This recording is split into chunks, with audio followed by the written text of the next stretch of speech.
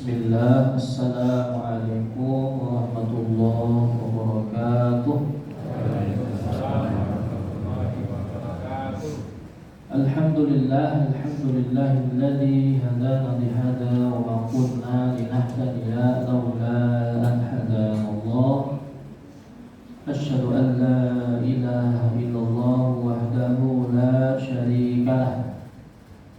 Wa asyhadu anna Muhammadan abduhu wa rasuluhu sallallahu alaihi wasallam la nabiyya wa la rasula ba'da. Jamaah hadirin yang dimuliakan Allah Subhanahu wa taala, kita bersyukur kepada Allah. Baru saja kita telah melaksanakan ibadah sholat isya dan sholat tarawih. Kita mengucapkan kalimat syukur alhamdulillahi rabbil alamin. Berkumpulnya kita di sini, Allah berikan kesempatan mencicipi nikmat iman, nikmat sehat, nikmat sempat. Allah berikan kepada kita pada hari ini, pada kesempatan kali ini. Mudah-mudahan ibadah kita yang kita telah laksanakan pada hari ini dan hari-hari sebelumnya diterima oleh Allah Subhanahu wa taala. Salawat beserta salam marilah kita curahkan kepada Nabiullah Muhammad sallallahu alaihi wasallam. Bapak Ibu jemaah yang dimuliakan Allah, ini masuk ke hari ke-8.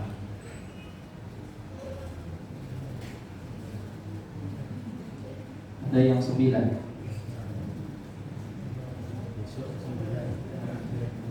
9, 8. Yang penting lebarannya sama gitu. Yang kacau itu ada yang baru 2. Ditanya puasa keberapa? Kedua. Berarti telat.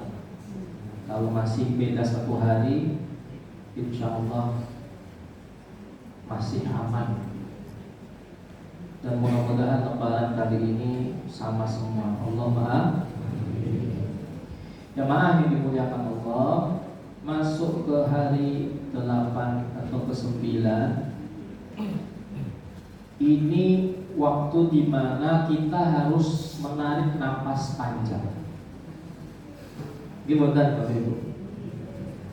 Kalau napas pendek di awal Ramadan itu biasa, masih bisa melaku. Tapi kalau sudah masuk di pertengahan Ramadan, sudah melewati hari demi hari di bulan Ramadan, yang namanya manusia tempatnya khilaf dan salah. Ketika melewati hal-hal yang serupa pada setiap harinya, maka keadaannya bisa futur dengan sedemikian rupa. Ada yang futurnya sedikit saja, habis itu naik. Ada yang futurnya agak banyak. Ada yang futurnya langsung tumbang, berhenti selesai.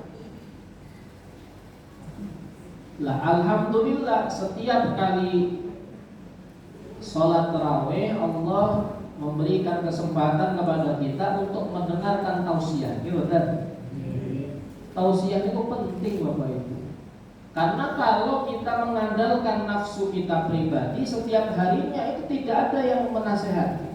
Maka adanya kita di sini berjamaah ini, bersama-sama ini, maka sunnah berjamaah di antara fadilah berjamaah itu melahirkan iman dan semangat kita untuk ibadah. Coba pengapunten Bapak Ibu, kalau apa-apa sedikit demi sedikit, sendiri-sendiri, itu Masya Allah nggak usah tunggu hari, bahkan jam saja sudah futur. Baca Quran saja kalau sendiri sama bareng-bareng kira-kira beda mau sama? Beda. Kalau sendiri baru ta'awud saja sudah bosan. Apalagi ada anak, digondeli cucu, diajak main, Mbah kakung, Mbah Putri ini tuh loh WA, ada WA, datang WA masuk. Apa nggih? Padahal WA itu setiap hari nek boten dilihat ya masuk terus. Tapi baca Quran jamaah yang dimuliakan Allah. Beda lagi kalau bareng-bareng sholat tarawehnya, baca Qurannya bareng-bareng, tadarusnya bareng-bareng, jamaah yang dimuliakan Allah Azza wa Jalla. Maka kebersamaan ini melahirkan barokah. Kebersamaan ini, jamaah berjamaah ini, fadilahnya diantaranya melahirkan barokah untuk semangat dalam ibadah. Yang futur jadi semangat, yang futurnya sedikit hilang, yang futurnya agak banyak mengurang sedikit, yang futurnya banyak banget yang mengurangnya banyak. Maka setiap kali tarawih ini kita sama-sama menasihati keluar nanti dari masjid ini makin bertambah lagi imannya, makin semangatlah lagi. Jamaah yang dimuliakan Allah, momentum puasa ini jadikanlah kita dekat dengan Allah. Di antara hal yang dilakukan oleh sahabat dan Nabi dan para sahabat yang ingin dekat dengan Allah, sunnah-sunnah ketika puasa, di antaranya orang kaum muslimin disunahkan untuk dekat-dekat dengan masjid. Sering-sering ke masjid. Ahabul biladi ilallahi ta'ala masajiduha. Tempat yang paling dicintai oleh Allah Subhanahu wa ta'ala adalah siapa? Adalah apa? Masjid. Jadi ini ada orang jauh dari masjid lah ibu. Jadi tempat yang paling dicintai oleh Allah Ta'ala adalah masjid. Sedikit gitu.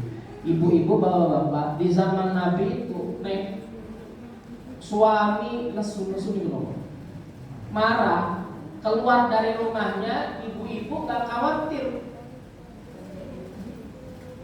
Marah keluar dari rumahnya ibu.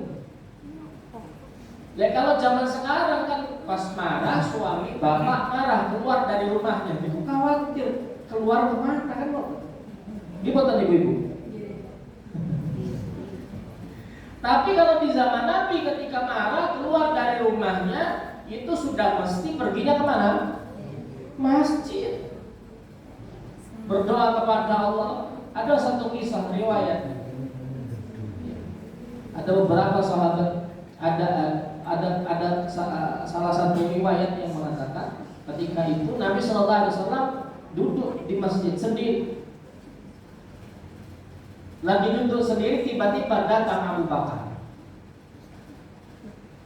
Ya duduk aja di samping Nabi. Gak nanya Nabi, Nabi juga gak tanya Abu Bakar. Tiba-tiba datang lagi orang yang gagah berani, yang menurut riwayat kalau ada setan mau jalan depan dia, mau jalan perpapasan sama dia, setannya kabur di jalan yang lain. Sinten? Umar. Tapi waktu ketika itu dia masuk juga ke dalam masjid itu, ketemu ada Nabi sama Abu Bakar. Iya saja. Masuk lagi, Umar juga duduk di samping Abu Bakar.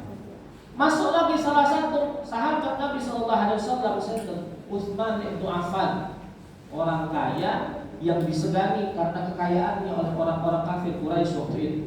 Jadi mau menyelakakan Utsman bin Affan, keluarganya ada yang kerja sama Utsman. Dan menyelakakan Utsman, keluarganya dipecat loh. Tapi waktu itu Utsman juga datang. Duduk juga di samping Abu Bakar, samping Umar, samping Nabi, duduk saja tadi tanya. Singkat cerita, ketika itu Nabi tersenyum. Ditanya, bahasa kitanya nih mungkin, Abu Bakar kenapa? Istriku nesu. Lah kamu Umar, bodoh. Nah Utsman sama. Jadi bertiga ini orang, Masya Allah, orang yang sangat luar biasa, Nabi yang mulia, sahabat Nabi yang dicintai oleh Allah dan Rasulnya, diem kemana? Ke masjid. Ternyata bisa galau juga. Nabi diamnya ke masjid berdoa kepada Allah Subhanahu wa ta'ala, dekat-dekat dengan masjid. Selesai keluar dari masjid, marahnya hilang. Alhamdulillah. Lah nek zaman sekarang kan nek keluar dari masjid kemana? Nek ke alun-alun gitu, alhamdulillah gitu. Ngopi-ngopi, minum susu jahe, alhamdulillah. Nek kan masalahnya ke tempat yang lain kan ibu-ibu yang khawatir. Suamiku mana ya? Tapi kalau zaman Nabi dekat dengan masjid, kemana? Datang ke masjid, malah datang ke masjid. Anak-anak itu main di masjid. Maka celaka sungguh dikhawatirkan kalau sekarang ini ke depannya tidak ada anak-anak yang ada di masjid. Main di masjid tidak ada. Diusir, jangan main di sini. Sampaikanlah kepada anak, kalau main, waktunya main, main silahkan di masjid. Tapi pas waktunya sholat alhamdulillah di zaman Nabi seperti itu. Jamaah yang dimuliakan Allah. Terakhir intinya di waktu-waktu ini mari kita sama-sama saling mendukung, saling mendoakan, saling tolong menolong, saling semangat menyemangati waktu yang dimasuk di pertengahan Ramadan. Kita telah menyelesaikan hari-hari sebelumnya. Mestinya ada kekurangan. Lah, kekurangan itu mari kita sama-sama tutupi. Jangan kita ulangi di kesempatan yang akan datang. Kesempatan yang akan datang adalah kesempatan yang Allah berikan kepada kita. Mudah-mudahan lebih baik lagi daripada hari-hari sebelumnya. Alhamdulillah. Bisa saja jemaah dimuliakan Allah, lanjut sholat witir. Mudah-mudahan Allah menerima ibadah semua ibadah kita. Billahi taufiq wal hidayah wa ridha wa inayah. Subhanakallahumma wa bihamdika asyhadu an la ilaha illa anta astaghfiruka wa atubu ilaik. Wassalamualaikum warahmatullahi wabarakatuh. Waalaikumsalam warahmatullahi wabarakatuh.